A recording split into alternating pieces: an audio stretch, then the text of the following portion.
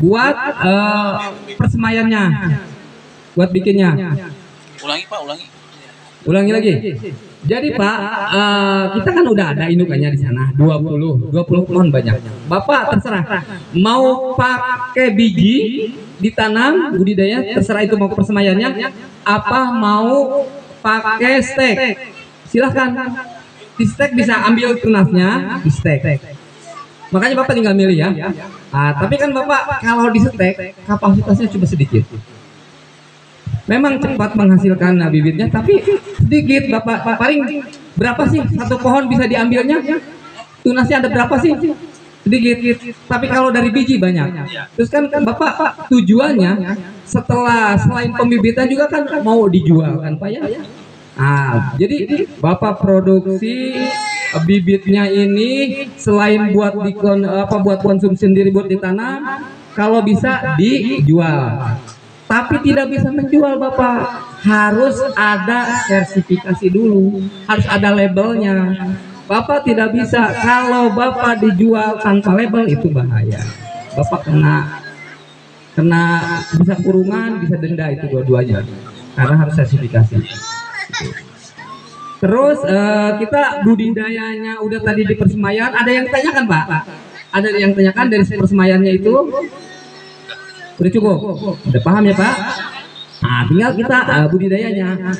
Kita sebelum ditanam kita bikin lubang tanam. Nah, sebelum bikin lubang tanam kita jarak tanamnya. Jarak tanam kopi itu 2 sampai 2,5. Kalau kita tanahnya berapa Pak yang mau ditanam di sini? Kalau daerah sini 3.000-an. 3.000. Kalau 3.000 dibagi 2 kali 2,5 berarti 5. 3.000 dibagi 5 berarti 600 pohon. Nah, itu 600 pohon Pak disiapkan. Tapi kan lebihnya Bapak kan nanya ini. Kan harus ngejual. Boleh ngejual, tapi jangan keluar dulu. Berarti antar sini aja ngejualnya. Kalau keluar harus sertifikat, nggak boleh. Ini mah ngejualnya antar ini aja Pak ya. Kalau saya takutnya kalau Bapak ngejual bikin banyak ngejual, itu nggak boleh Pak, dilarang. Terus lubang tanam, setelah jarak tanam kita selesai, kita bikin lubang tanam. Lubang tanamnya 60 kali 60 kali 60 Pak.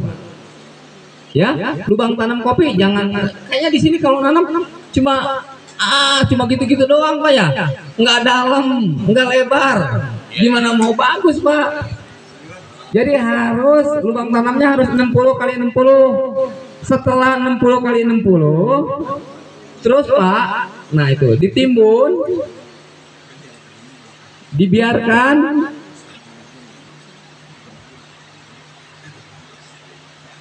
dibiarkan 2 minggu setelah timbun.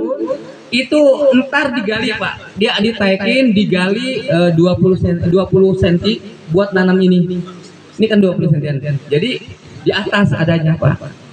Iya, tapi lubang tanamnya besar, tapi nanamnya cuma sebesar. Enggak Pak, justru malah dia supaya si akar itu cepat besar, si kopi itu Pak. Jangan cuma kita kalau ngegali cuma gitu doang kan, mana bisa cepat gede gitu. Ada yang tanyakan Pak? Sambil jalan aja Pak.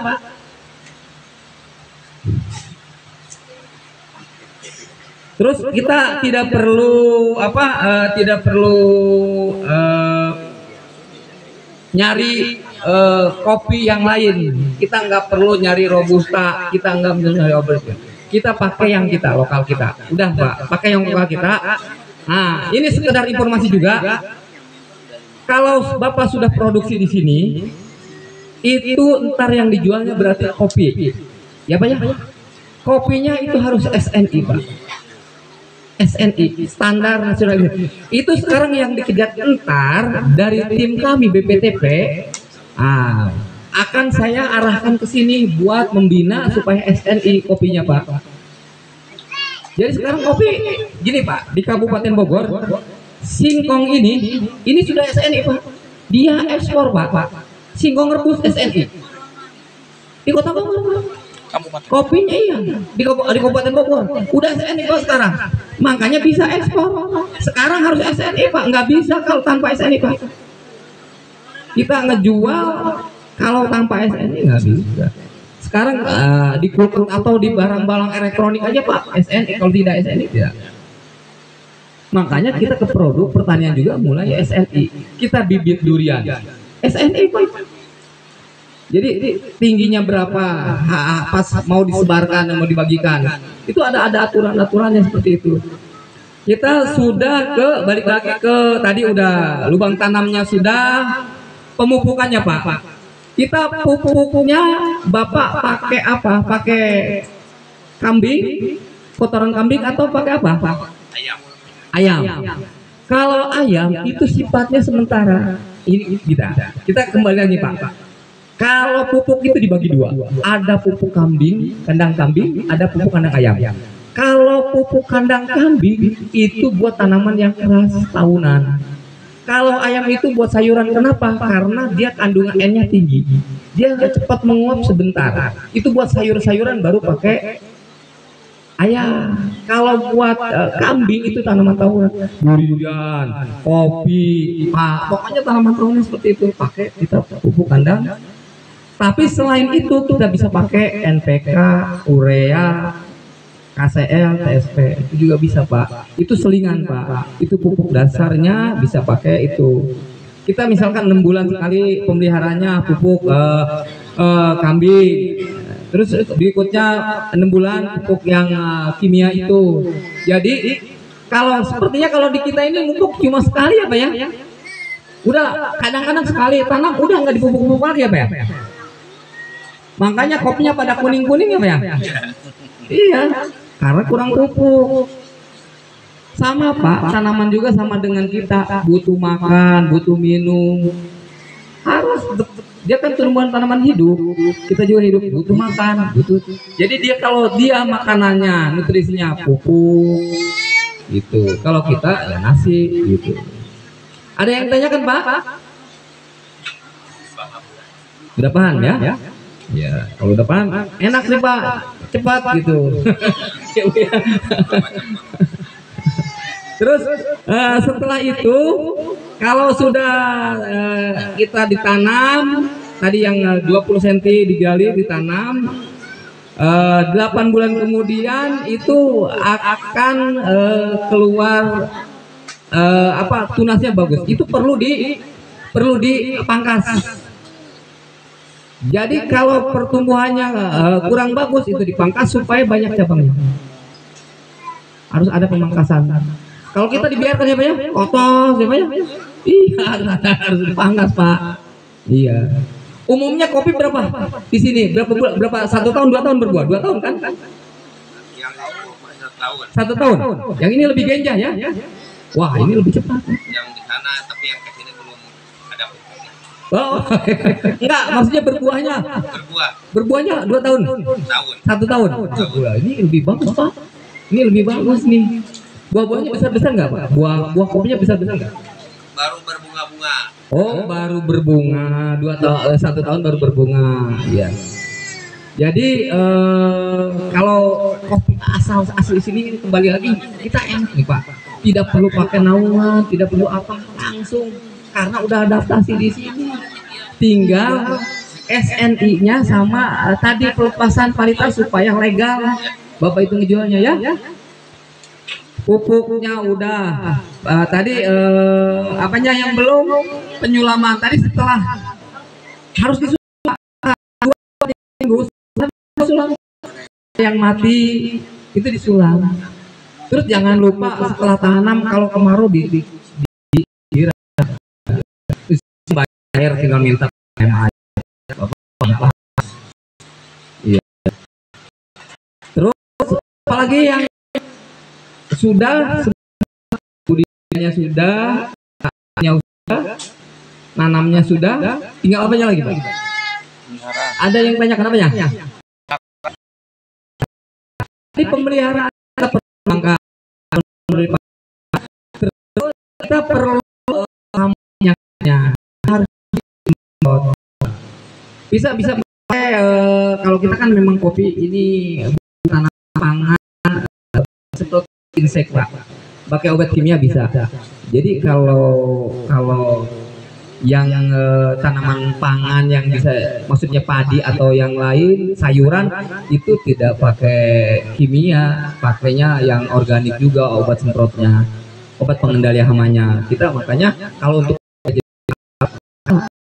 emak panennya sudah terurai, pestisidanya sudah aman, silahkan aja menggunakan itu supaya kopinya bagus, tidak ada serangan hama gitu. Terus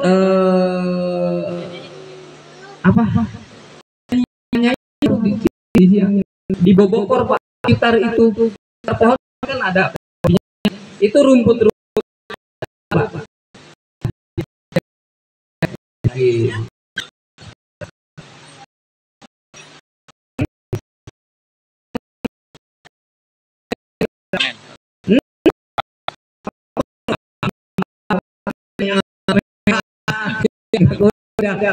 Paling yang hijau yang disisihkan. Paham kalau panen Pak, kalau misalnya udah karena udah sering. Nah, cuma saya kembali lagi, ini Pak, setelah ini kan harus ada setelah menyampaikan ini ada prosesnya. Cuma saya ngomong nggak ada penerapannya, nggak ada. Ya harus, jadi saya sampaikan ini ya. Nah, tapi Bapak ntar nyoba ya untuk steak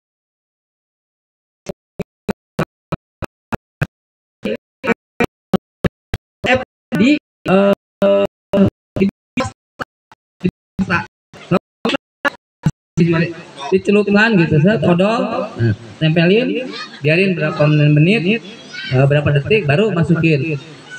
Terus steaknya ini Bapak jangan langsung dimasukin, itu akan tercuci,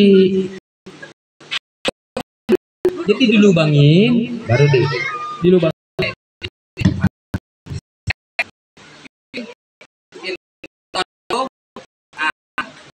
Ini dilubangin,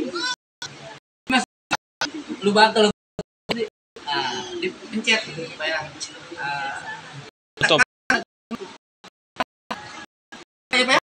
ya. Kalau pengen seger dulu orang pakai tes tebu, kalau dia pakai tebu dia akan, kita nggak usah, kita coba dulu ya, kita coba dulu gitu. Setelah keluar akar itu baru kita pindahkan ke itu, Pak. Biasanya berapa bulan? 3 bulan. Ya. Sama dari biji. Ada yang tanya? Mungkin dari saya cukup aja, karena udah pada paham semua. Saya tutup ya. Assalamualaikum warahmatullahi wabarakatuh. Tepuk tangan.